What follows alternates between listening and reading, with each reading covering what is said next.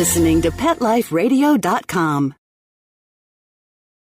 You've had a long day at work, and you can't wait to just get home, take off your shoes, plop yourself down in your favorite chair, and relax. You walk up to your tranquil residential home and your neatly manicured lawn in your quiet suburban neighborhood, put the key in the lock, open the door, and... yes, the pets have gone wild! What were you thinking? Welcome to the show about everything you always wanted to know about exotic pets. Where to get them, what to feed them, and how to care for them.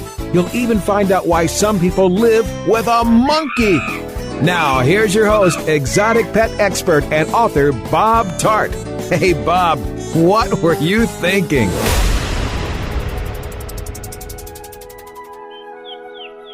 We're at the hotel room. Bill... what's the point? it's time to get up and see birds, Bill. Oh. So we're gonna go eat breakfast, and then we're gonna go see more birds. Why? Why? Oh, why so early? Why so, 9:30? Oh, why so early?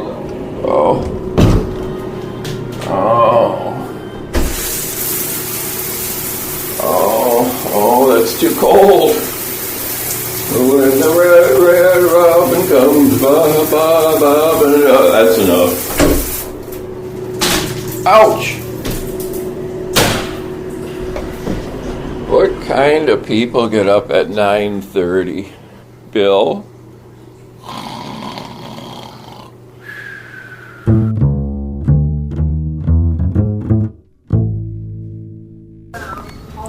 Hello, I'm Bob Tart, author of Something, and I'm here with somebody, and Me. we're at a restaurant having breakfast. Bill, you wanted to say a little something about the uniforms we saw yesterday. As I was dressing this morning, it occurred to me that one of the most, say, annoying things about birders... It's good coffee. Well, it's delicious coffee. That McGee Marsh is that they dress up in birding outfits with their little vests and their stupid little birding hats and their baggy khaki birding pants and their little badges and little patches and things and it's a boardwalk. It's the closest thing to a birding zoo in the world, and they're wearing their birding outfits, and then they act really haughty about the whole thing. It just gives me a headache. So what you're saying is you love everybody. I love everybody. I think, why should I begrudge them their little fantasy? And I saw some people with McGee Marsh binocular straps. Isn't that ridiculous? So, did we want to talk about the owl? Because that was an interesting incident with the owl yesterday. What owl? Well, remember we saw a screech owl along the path. Oh, I just thought that was part of the branch of the tree. Well, I wanted to take a picture of the screech owl, but I had trouble getting a picture. Do you remember that incident? I couldn't take a picture of the owl because there was somebody with a huge Buick-size camera and tripod apparatus. Yes, and it had it had camouflage on it, so that the owl couldn't see. That's right, as if standing on the boardwalk with this tripod and a camouflage camera is going to fool any avian creature. Yes. So anyway, I wanted to get a picture of the owl, and it turned out that where that fellow was standing with his $10,000 lens and $3,000 camera and $1,450.99 tripod, that was and the 2-cent ego. Whoa! That was really the only place to take a picture, and even though in the 3 minutes I'd been standing there, he had cranked off 10,000 shots already. He wasn't moving because the owl had its eyes closed, and he was going to just keep his space until that owl opened his eyes. we had to squeeze through, and we are the ones who had to be careful not to bump his precious camera. Yeah. All right, well, maybe we'll be in a better mood after we've had coffee and breakfast, so we'll see you at McGee Marsh. So here we are. We Here's your hat. just arrived at McGee Marsh, and here's some of the birds here already. And Bill, you excited about what we're going to see? I can hardly wait. What's that? Oriole just flew over. Now, this is quite a bit busier than yesterday. What interests me about yesterday was the guy that complained about the number of people here. Mm-hmm. And this is known as the biggest week in American birding. So anyone who would come here and not expect people to be here. Down at right over there on Yes. the lake. Very cool. Yeah. Parents are all over though. Oh gosh, yeah. Now, cool little fact for you about gulls. Did you know that all gulls have sexual dimorphism? So the males are larger than the females. Oh really? Meaning, if you happen to see a whole bunch of male ring-billed gulls and a whole bunch of female herring gulls, Yeah. the relative size size difference is going to be really subtle. If you got the smaller of the bigger of the small. So we're hearing already somebody tapped me a couple times because I was standing in front of her. Did you see that? No, I didn't think I was really. standing You in front weren't of somebody. standing in front of anybody. Yeah, I was stopped on the boardwalk to look through my binoculars, and I got tapped. Where? I don't want to go into that. It may have been a birder signal of some sort. Yeah, it might have been, but a lot of birds around here. Someone just saw a Cape May and a black Burnian, and of course I was writhing in pain from getting tapped in the kidneys, so I didn't see it. So we'll let you know what else we see. Straight overhead, I don't know what it is. It's a good stretch though.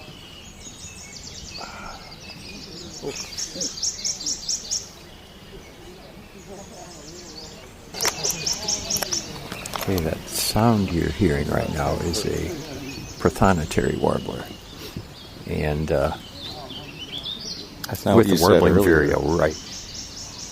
I misidentified it a couple of minutes ago as a oven bird, but Bill, you set me straight with a little slogan that you have. I just made this up. Nothing says lovin' like something from the oven bird. Right. And so that helped me understand I was actually seeing a prothonotary warbler. Just heard a warbling vireo there. Straight overhead, I don't know what it is. It's a good stretch though. Tea kettle ornamental planter on their door. And they've nested there and raised 5 babies for years. You could not ask for a more cooperative friend. I don't think I need my binoculars now. No, I don't even need them. No, these guys spoil us. Boy, that was I wish all the other ones were like that. Oh, there's something right up there. Get any pictures of that prothonotary warbler? Well, that remains to be seen. I don't think I got more than 150. Really? Yeah, that was Well- amazing. We should tell our listeners there was a prothonotary warbler that was within how many feet of us? 5? 5 feet? 10 feet? Well, it was like right. Ew, what is that on my hand? Poop from a prothonotary warbler. That's how close it was. Yeah, you could take pictures of that. I could probably get the DNA from that and clone it. Oh, you could. So that was But- pretty amazing. Yeah, it was beautiful. It's the nicest little bird, and it really is beautiful. Yeah, that was worth the trip today. Mm-hmm. I mean, that may be the only thing we see. Right, but that's fine. So we've seen some birds, Bill, but I just don't feel like we found the sweet spot yet. No, it's hard birding today. You got to bird hard. And I don't think we're birding hard enough. No, I don't either. I think we got to step it up. All right, here we go. So I'm guessing I don't look like a birder because just a minute ago I heard a vireo landed on a branch above our heads, and there were some people there, and I said, blue-headed vireo, and the woman said, no, I don't think so. Right. And so I said, well, it sure sounds like one. Yes, she did. And then she finally assented, and that said, that's what he says. Right. So that didn't mean that it actually is what it was. It was Right. just what I said. But Assented, subsequently, is that a word? yeah, I think it's a word. All But the manufacturer's level. But it actually turned out that's what it was. Yeah, and you know what? We may not be the best birders, but we're birding the hardest of anyone here, and we're seeing things, and then people are following us. That's right. And we're creating a flash mob. Exactly. And it says a lot about birders again. Maybe they don't really know what they're doing. It's all in the outfits and in the tripods. Well, I just saw someone, but not in the effort. I just saw someone arguing with me about whether something was a Nashville or not. Mm-hmm, and I figured it was someone who really knew what they were doing, and then they pulled out a threefold guide to warblers. Mm-hmm. It's just a glossy piece of paper, and right. they were going over and over and over again and having a discussion, and then finally they agreed it was a Nashville. Right. Maybe they're just from Nashville. That could be it. That one guy had a banjo on his knee. Oh, no, but that would have been from Alabama. Alabama. Okay, so let's do some more hard birding, and especially some more self-aggrandizement. Well, I mean, if we're just being honest. Yeah, I should mention what's a little interesting about this year compared to other years is that in the past, at least last year, you would never get a crowd assembled for a blue-headed vireo because there were so many warblers last year that I don't think people would look twice at a blue-headed vireo. No, but today they're looking 4 and 5 times. They are. And even quite a crowd looking for a Canada warbler. And I remember last year that wasn't a big deal either. That was poo-pooed. It was. Also just saw a northern parula warbler, which I misidentified as a black-throated blue. How many warblers are there, Bob? I think there's 30-some in the U.S. And how many would you say you can identify by their little sound? One. Okay, so there's a crowd up ahead. They seem to be looking at something. We'll go. You might have to go up there and tell them what they're seeing, Bill. Oh, again? Yeah. Jeez.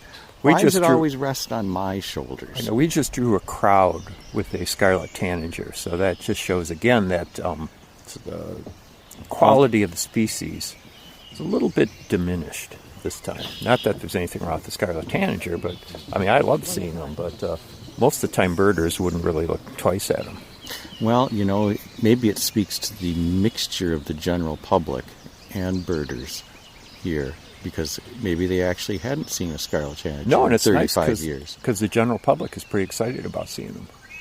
Yeah. But, you know, to me it's fine. I don't consider myself a member of the general public. I don't either. I don't consider myself a birder either. In fact, I don't consider myself anything. No, less than anything. Right, so anything will do. Well, let's see what they're looking at up there. There's quite a crowd. Let's amble on. Maybe they're waiting for us. They're saying, what is that? Bill and I will be right back following this word from our sponsors.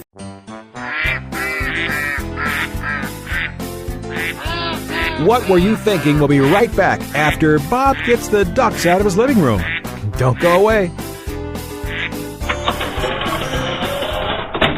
Petco, where the pets go. Petco, where the pets go. Pet Life Radio has tail-wagging, fur-flying, fabulous deals for our listeners from Petco. Get $6 off your order of $60 or more and up to 40% off the entire Petco site. That's right. But that's not all. Because you're a Pet Life Radio listener, you'll also get free shipping on your order of $49 or more. $6 off, up to 40% off, and free shipping from Pet Life Radio and Petco. To get these awesome deals, go to PetcoDeals.com. That's PetcoDeals.com. Petco, where the pets go. I don't make any decisions about who to hire without going to Angie's List first. You'll find reviews on home repair to healthcare, written by people just like you. With Angie's List, I know who to call, and I know the results will be fantastic. Angie's List, who you can trust. Go to angieslist.com/thinking and get 25% off any subscription. That's angieslist.com/thinking. THINKING. Introducing the new Bret Michaels Pets Rock collection exclusively at PetSmart. I created it for the pets that rock your world. Shop the Bret Michaels Pets Rock collection and celebrate PetSmart's 25th anniversary with up to 25% off thousands of items on the PetSmart site. Plus free shipping on orders of $49 or more. Go to PetSmartDeal.com. That's PetSmartDeal.com. PetSmartDeal.com. Dyson, The new Dyson Animal Vacs are powerful bagless upright vacuums for homes with pets. Air Muscle and Radio Root Cyclone technology generates the strongest suction power to powerfully remove dust, dirt, and pet hair from the home or car. To order your Dyson Animal Vac, go to DysonDeals.com. DysonDeals.com to order your Dyson Animal Vac today. Dyson, music to your ears. Your groomer is gonna hate me. Hi, I'm Allie McLennan. Join me for my Pet Life radio show, Groom for Improvement. You're gonna save time and money with these tips from my New York City grooming table. From product recommendations to do's and don'ts, I am gonna hook you up. So just do me a favor and don't mention this to your groomer. Groom for Improvement on Pet Life Radio.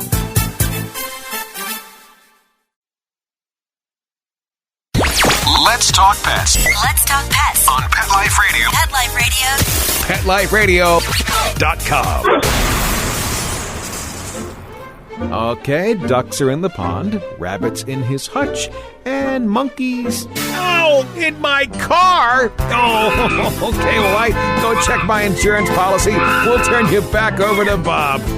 Hi, Bob Tart here again, and I am actually at home.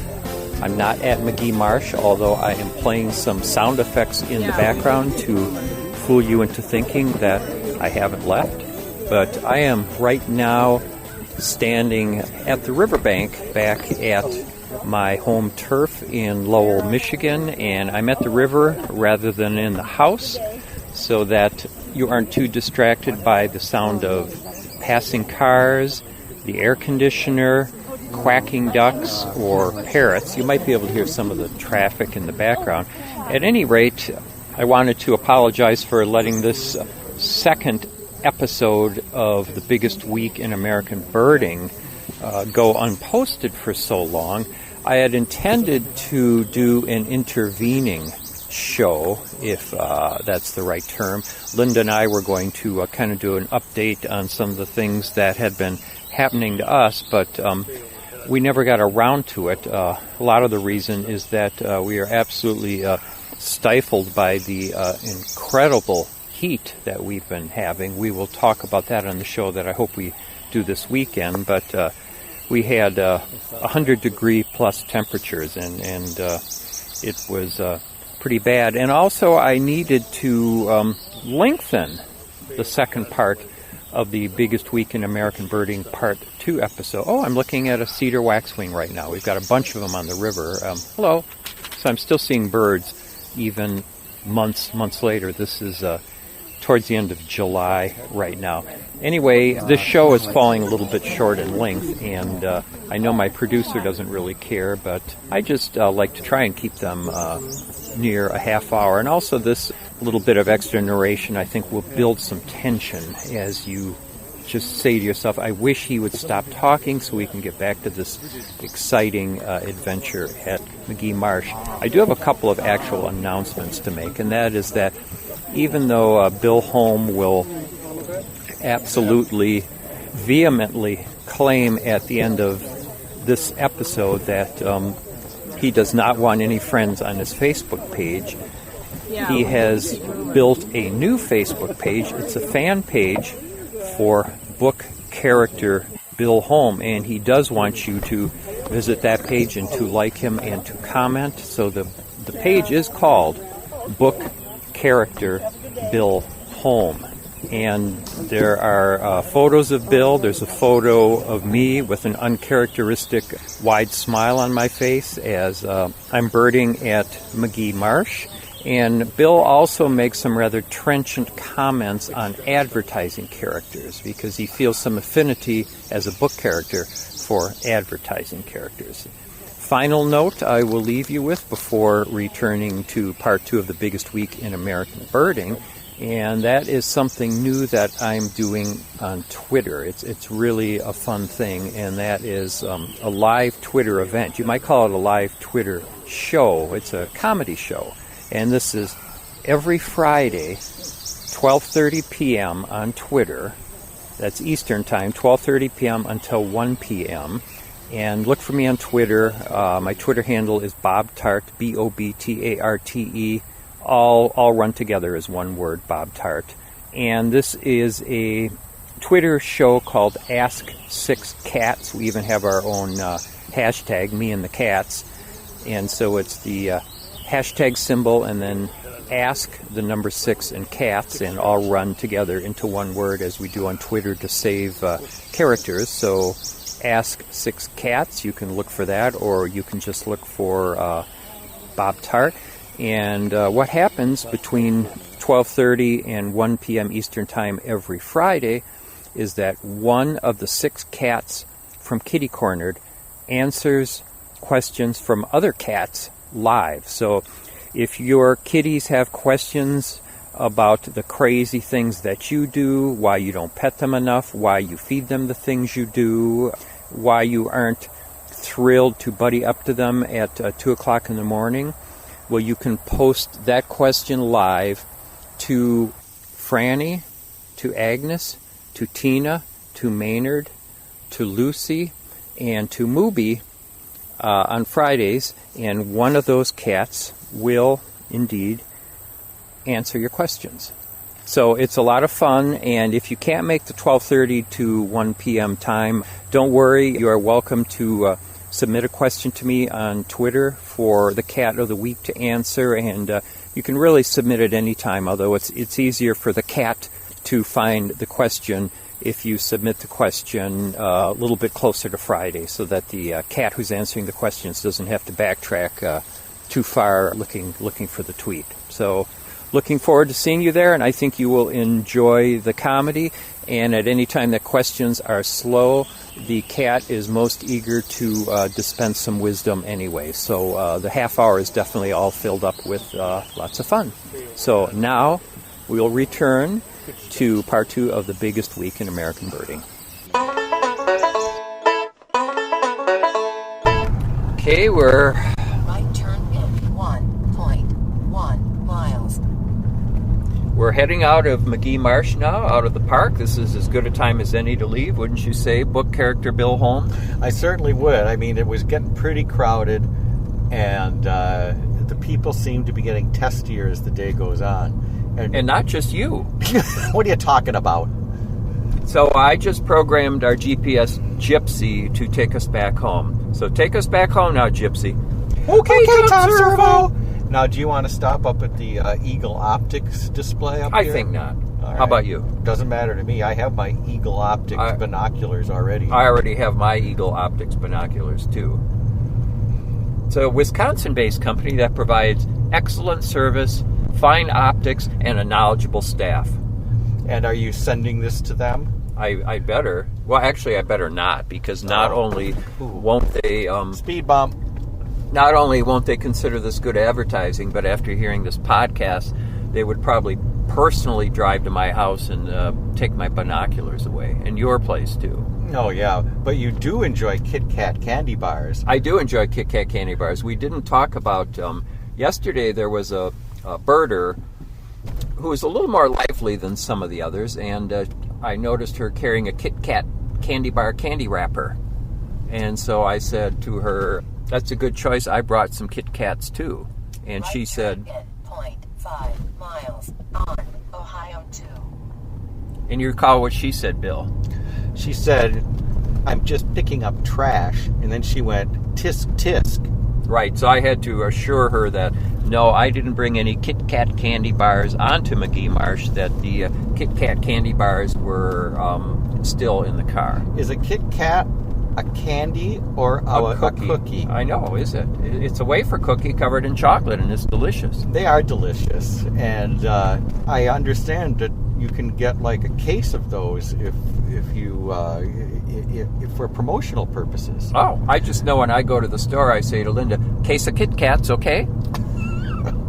And they're gone in like no time, right? No, no time at all. I could eat a K of them. On Ohio 2. Now, that reminds me of the title of your most recent book. Oh, yes, Kitty Cornered. Ah, yeah. Kitty Cornered is about our Kit Kats. Oh, really? Yeah, about our 6 cats. You could have had a nice product placement in that book. I could have. So I think what was interesting about this year is that People look pretty disappointed. Last year, I wouldn't say people looked disappointed. They just look destroyed. Yeah. I mean, they just kind of in their own little world. But this year, people look mad and disappointed. And I have to say, there were a lot less birds than I've seen before. And plus, also, you would see people stopping to look at a chestnut-sided warbler. And last year, that was a bird that... Right, just an ant bird. What's interesting about that is that birding is supposedly something that makes you closer to nature, and yet they grow testy and angry with nature for not providing them with birds on a plate. Well, a lot of people just want to tick off a list, and that reminds me, I need to tick off my list when we're done with this. Well, that's right. And the last thing that you heard but did not see, or did you already talk about that? I talked about the black pole warbler. Oh, yeah. Well, then you heard him again. I did. I heard him again. So no one else seemed to be hearing, and that was something too. I didn't think today there was quite the level of expertise that we usually see. There were a few people, like the guy who identified the Swainson's warbler, but the fact that people were looking to us to identify some of the birds, it was sort of a sad commentary. That's right. These people wearing their birding vests and birding pants and birding hats, but they didn't bring me. But they even asked me a couple of times. They didn't bring their birding game today. No, they did not. But the Orioles were dominating today, and I think that which is very unusual because they don't have great hitting or pitching. No, they don't, but they were dominating today. Mm-hmm. On any given day. Well, good coaching, I would say. Good coaching makes all the difference in the world. That's right. They're grinders. Right. They were swinging and winging. And they flew out of the park. It was goodbye.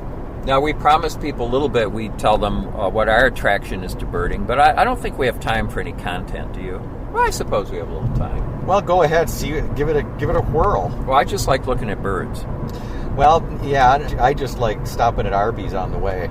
Yeah, it's kind of a fun, to me, it's a fun excuse to be outdoors, and it's actually kind of a chance for a little discovery while you're outside. If you see things you don't often see, you do feel a little closer to nature, and you do feel a little, maybe like it gives you a little more hope about life until you see people.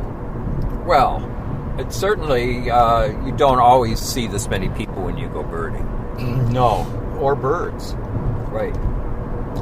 But it is kind of fun. It is. I wouldn't say. Someone said how. I can't remember the word she used, but it was something like excited because she saw some little bird. And I suppose that's possible, but really, what must her life be like otherwise? Well, I have to say, seeing birds is really one of my great pleasures in life. So. Well, my point exactly. Right. So, and my life doesn't amount to much at all. In fact, I was thinking birding is one of the few things that makes me genuinely, unself-consciously happy. Right. And there'll be some photos, perhaps, posted sometime that actually show that. Actually shows that moronic happiness on my face. Yeah. Just sort of this goofy look of delight. When I was birding today, I actually forgot about my Amazon ranking of kitty-cornered. Oh, what was it today? Well, it wasn't good. We won't talk about that. But I mean, I actually did not obsess over kitty-cornered today, over the publicity or kitty-cornered. So, why? Well, I mean, why? Tell me more about that. Well, I always obsess over how it's doing, over the sales, over... How often do you check? Constantly. Constantly. Uh-huh. Sometimes I think, a minute's passed, maybe they've changed the rating. And what does it tell you when you see the ranking? What do you mean, what does it tell me? Say, what's the difference between, does it... I don't know what it actually means, but if you have a sales ranking of 3,500, I know that's pretty good, but if you have one of 46,000, that's not so good. Okay, so that's probably the end of the show, we hope so. And I'd like to thank everybody for listening to this biggest week in American birding. Right. Podcast number 2 on What We're Thinking with Bob Tart. You can visit my website, bobtart.com. You can email me at bob@petliferadio.com. I'm here with book character Bill Holm. He doesn't have a website, and he doesn't want to give you his email address, correct? I don't want anybody contacting me. Anybody who listens to this show is not anyone I really want to associate with. And you're also on Facebook, Bill. I would encourage people to send me friend requests on Facebook. Bill, would you like people to friend you on Facebook? Absolutely not. I'm going for the fewest friends record on Facebook. So thank you for listening, and thank you to our producer, Mark Winter. It's okay, Mom. He sounded a little bit like the GPS unit, didn't he? Did. I wonder what's going on. I don't know. So thank you, and bye-bye. Bye. Thinking about buying a monkey? How about a ferret or a skunk? Then check out the show that will answer the burning questions. Where do you get them? What do you feed them? How do you take care of them? And most of all, what were you thinking? With exotic pet expert and author Bob Tart. Every week on demand from PetLifeRadio.com.